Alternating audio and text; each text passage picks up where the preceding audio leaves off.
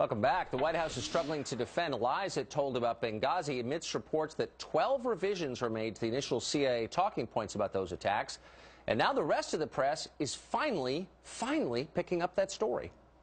Those subjects were taken out of the CIA talking points at the direction of the White House. Is the president satisfied with the way the administration handled this? It seems clear that there was an influence by the White House. Your initial characterization of the White House's involvement was to some extent a mischaracterization. But wait a minute, where have reporters been from the very beginning? Has there been a Benghazi bias going on? Elisabeth Meinecke is managing editor of Town Hall magazine. She joins us from Washington this morning. Elisabeth, thanks a lot for coming on. I want to throw up on the screen data points from the day of the Benghazi hearings. Okay, so there are 3 major cable news channels. Here's the amount of time they devoted to those hearings. MSNBC, let's see, 0 minutes. CNN, purportedly a news network, 17 minutes. And the Fox News Channel, 108 minutes. What is going on here? Oh, I'm shocked by those numbers. No, just kidding. I think the question is, where is the media even as of Wednesday of this week, the day of these explosive hearings? The Media Research Center came out and said that all 3 nightly news broadcasts chose to lead that evening with the Cleveland kidnapping story.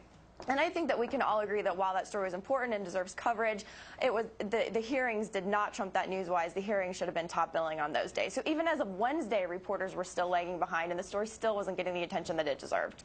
So this, at this point, though, it's impossible to pretend that the Benghazi story is just some sort of witch hunt conducted by the political right. This is just the Tea Party getting revenge on Obama. There's enough evidence that there was lying going on in the administration that it's hard to ignore. Do you think the press will continue to follow up on this?